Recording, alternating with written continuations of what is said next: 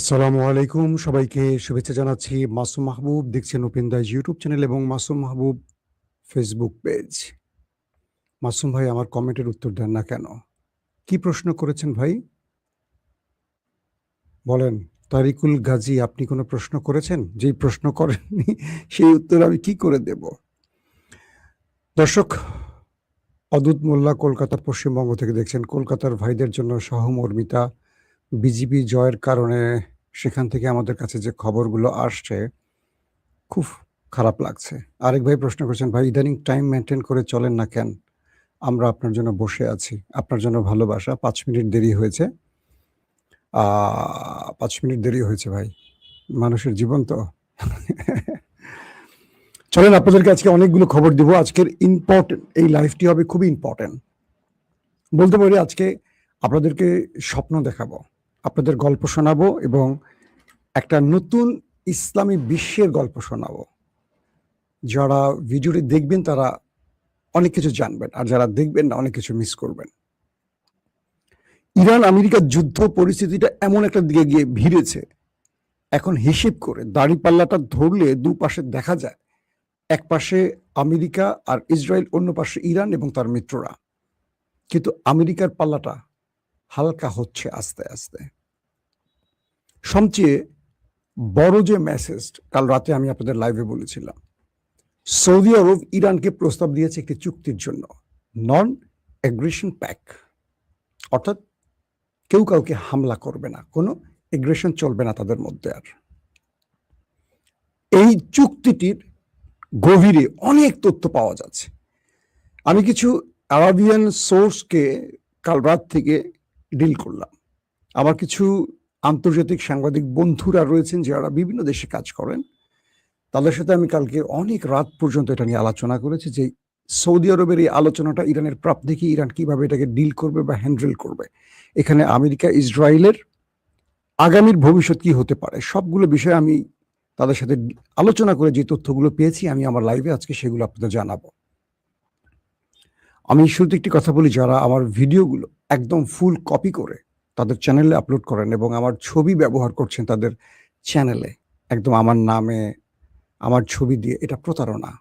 আমি বলছি যে আমার ভিডিও আপনারা যদি কখনো প্রয়োজনে কেটে ব্যবহার করেন বা আরো অনেকের ভিডিও আপনারা নিয়ে ব্যবহার করেন, সেটা আমার কাছে কখনো আপত্তির না, কিন্তু আমার পুরো ভিডিওটা হয়তো ব্যাকগ্রাউন্ড চেঞ্জ করে দিয়ে ক্রমা করে বা বিভিন্নভাবে আপনারা বসান, আবার চ্যানেলটা নামই হয় আমার নামে, চ্যানেলটা হয় আমার ছবি দিয়ে, এটা কি প্রতারণা নয়?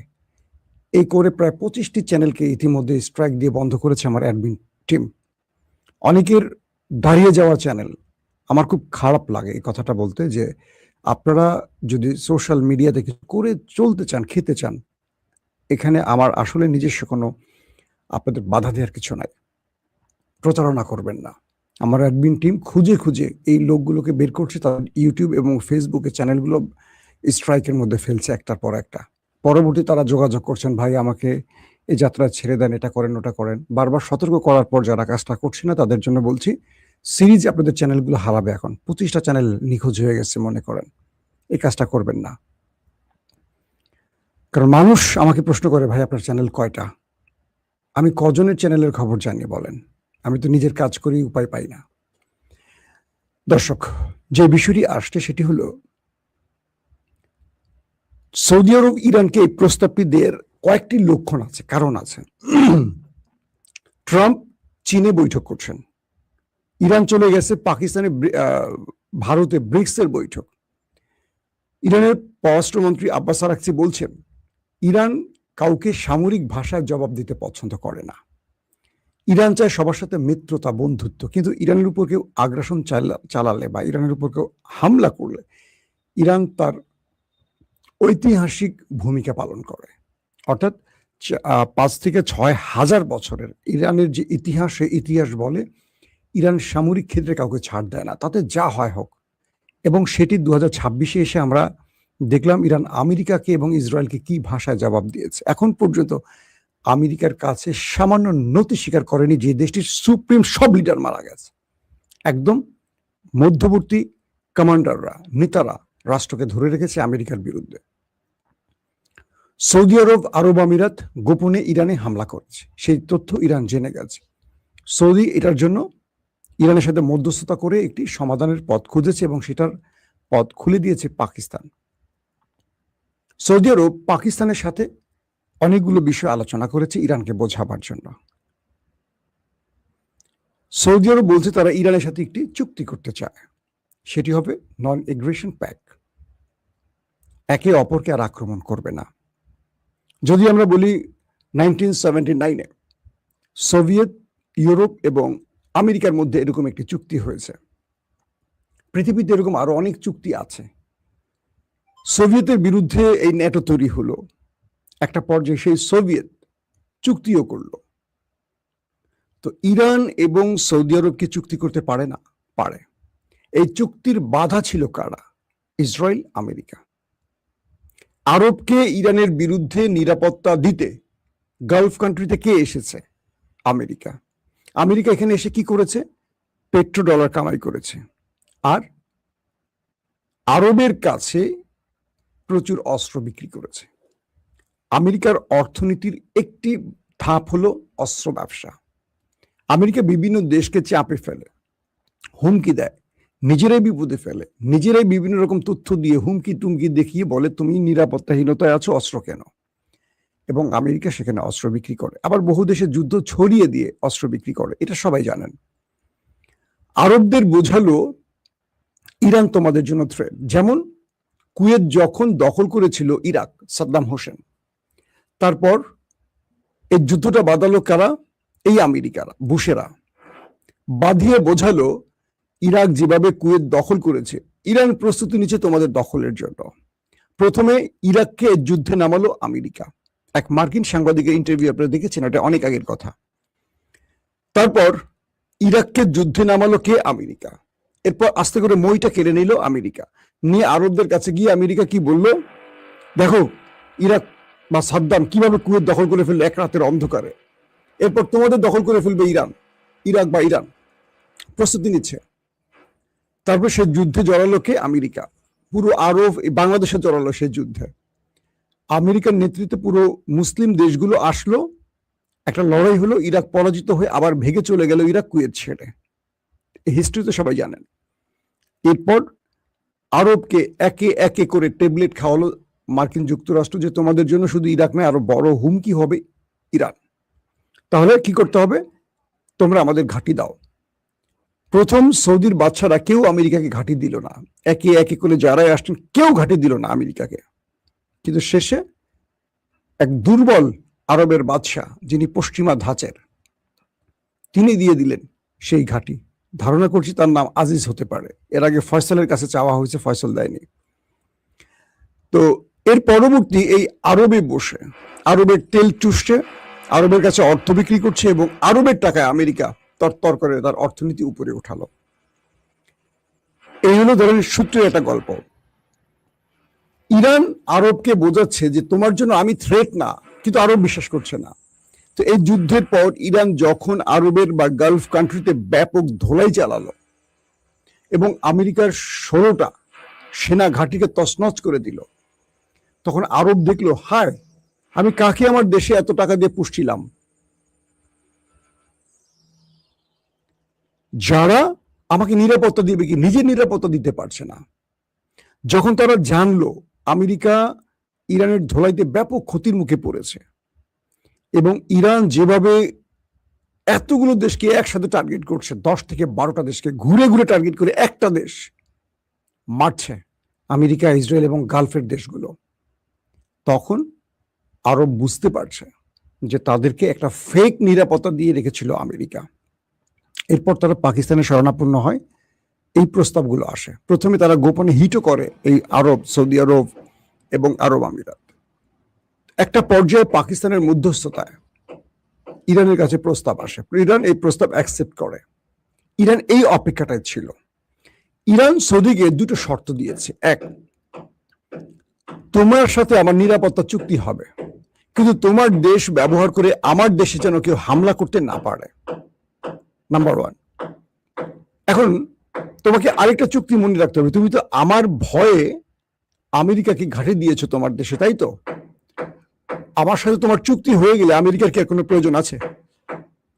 খেয়াল করেন, আমার সাথে যদি তোমার চুক্তি হয়ে যায় যে তোমাকে আমি আক্রমণ করব না, তুমি আমাকে আক্রমণ করবে না, তো এই চুক্তিটা হয়ে গেলে তোমার দেশে আমেরিকা থাকবে কেন? বিদায় করো আমেরিকাকে। বলা হচ্ছে সৌদির সাথে এই চুক্তির মধ্যে কাতার কুয়েত জড়াবে, অর্থাৎ তারাও আসবে আস্তে আস্তে, আরব আমিরাত ছাড়া। আরব আমিরাত হয়তো শেষের দিকে আসবে যখন একা হয়ে পড়বে। যদি সৌদি আরবের সঙ্গে ইরানের এই চুক্তিটি হয়ে যায়, সম্ভাবনা বেশি, তাহলে ইরানের প্রথম কাজ হবে সৌদিকে দুটো ফর্মুলা দিবে। এক, যে তোমাকে আমেরিকা নয়, নিরাপত্তা এখন আমি দেব, যেহেতু তুমি আমার ভয় পাচ্ছ। বনের যদি খরগোশটাকে বাঘ খেয়ে ফেলবে, বা বনের হরিণটাকে যদি বাঘ বা সিংহ খেয়ে ফেলবে ভয় থাকে, সেই সিংহ বাঘ যদি নিজেই বলে তোমাকে আমি নিরাপত্তা দেব, নো টেনশন, তাহলে হরিণ বা অন্য ছোট প্রাণীর আর টেনশন থাকে?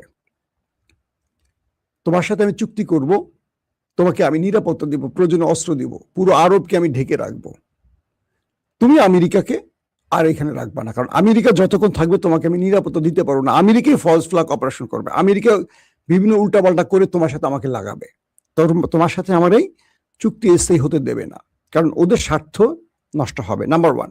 নাম্বার টু, আরবের জন্য হুমকি কে?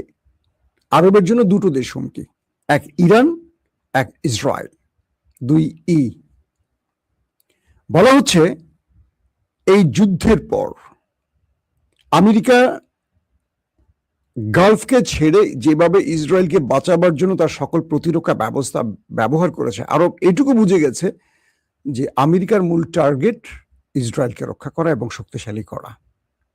আরবের রাষ্ট্রগুলোর থেকে শুধু এত বছর ধরে, দশকের পর দশক ধরে অর্থ নিচ্ছে, লুটপাট করছে, অস্ত্র বিক্রি করছে, কার্যত কিচ্ছু করেন না। হলে ইরান এভাবে অ্যাটাক করে আরবকে নাকানি চুবানি খাওয়াতে পারে না। আসেন 3 নাম্বার, আরবরা এখন চিন্তা করছে যে এই যুদ্ধে যদি ইরান হেরে যায়, মানে আরবের কাছে ইরান এই ফর্মুলা দিচ্ছে, বা তাদের মধ্যপ্রাচ্যের যারা রাজনৈতিক বিশ্লেষক তারা বলছেন এই যুদ্ধে আরব, ইরানের সাথে আমেরিকা এবং আমেরিকার সাথে আর ইসরায়েলের সাথে ইরানের যে যুদ্ধটা হলো, এই যুদ্ধে যদি ইরান হেরে যেত, তাহলে পুরো মধ্যপ্রাচ্যের কন্ট্রোল যেত কার হাতে? ইসরায়েলের হাতে। কারণ আমেরিকা তার ক্যান্টনমেন্ট হিসেবে ইসরায়েলকে বসিয়ে রেখেছে এখানে। অত দূর থেকে আমেরিকা প্রতিদিন আসতো না, প্রতিদিন সকাল বিকাল আরবকে চট থাপ্পড় মারতো ইসরায়েল নামক দেশটা। তো আরবকে ইরান বলছে যে তুমি আমাকে দুর্বল করতে চাও, পুরো আরব মিলে আমেরিকাকে দিয়ে ইসরায়েলকে দিয়ে আমাকে দুর্বল করতে চাও, ফাইন। আমাকে দুর্বল করার পর এখানে শক্তিশালী হবে কে? ইসরায়েল, তাই তো? ইসরায়েল ফিলিস্তিনকে যেভাবে দখল করছে, লেবাননকে যেভাবে দখলের চেষ্টা করছে, তার গ্রেটার ইসরায়েল পরিকল্পনায় তোমাদের কোন কোন দেশের নাম আছে দেখো, ম্যাপটা ভালো করে দেখো। ইরান কি এমন কোন ম্যাপ ঘোষণা করেছে যে ইরান মধ্যপ্রাচ্যে বিজয়ী হলে আরবের কোন জায়গা দখল করবে? বা এত বছর পর্যন্ত ইরান আরবের কোন একটি ভূমিতে হাত দিয়েছে? কোন একটি তেলের খনিতে টার্গেট করেছে? এত বছর, প্রায় 45-47 বছর ইরান আমেরিকার নিষেধাজ্ঞার মধ্যে পড়ে অর্থনীতির একেবারে ধ্বংসের শেষ প্রান্তে এসেও তোমাদের উপর আক্রমণ করেছে আর ইরান করেনি। কখন ইরান অ্যাটাক করেছে? যখন তুমি তোমার ঘাঁটি দিয়ে আমেরিকা ইসরায়েলকে আমার বিরুদ্ধে ব্যবহার করেছো, তখন ইরান তোমাকে আক্রমণ করেছে। তারপরও তোমার জনগোষ্ঠীকে করেনি, তোমার ব্যবসা বাণিজ্য করেনি, আরবের কোনো সম্পদে করেনি, করছে মার্কিন স্বার্থ সংশ্লিষ্ট টার্গেটে। ইরান বলছে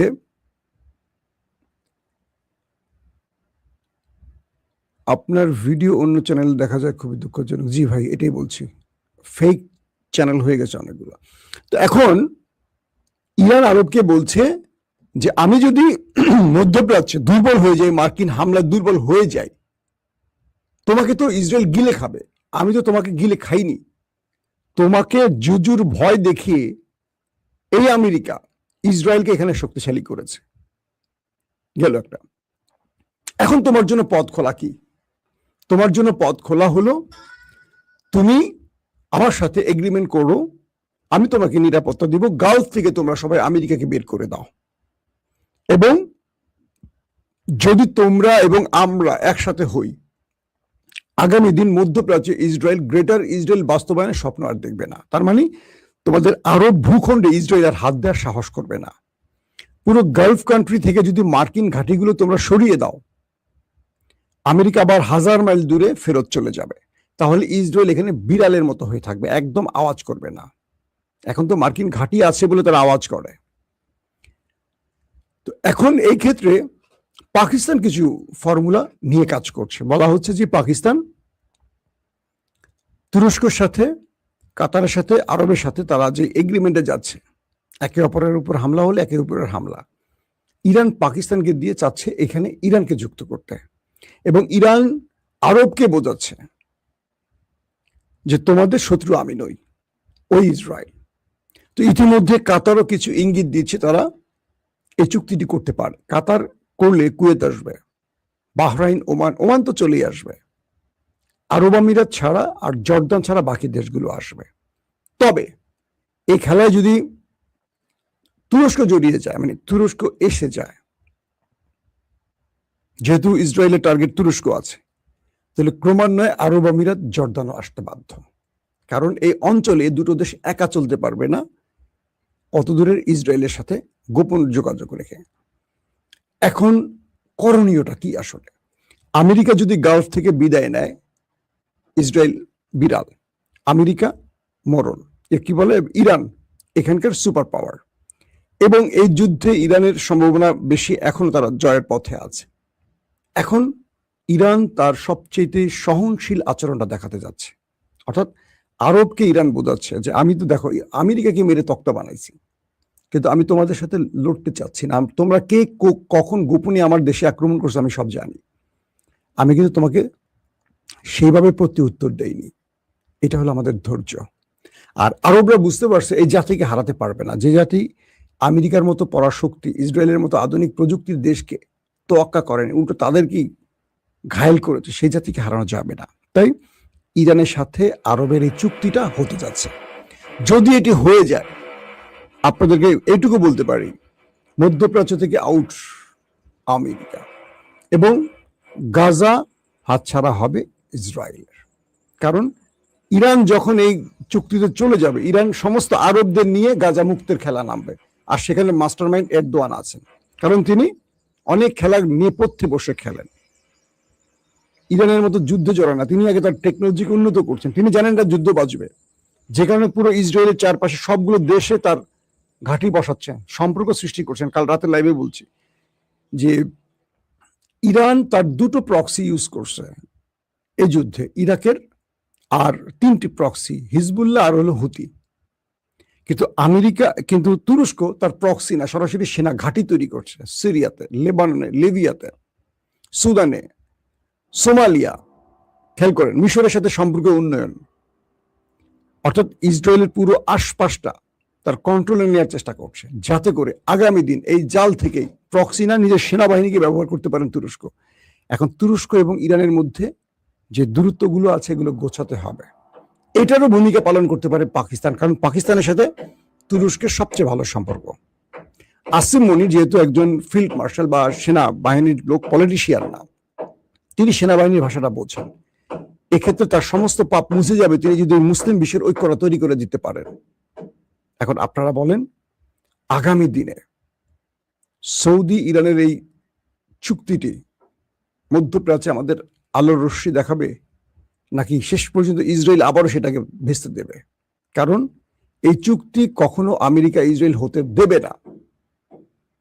আর এটি যদি ইরান করে নিতে পারে, তাহলে আমেরিকা ইসরায়েলের মধ্যপ্রাচ্য থেকে টাটা বাই বাই। প্রত্যেকে ভালো থাকবেন।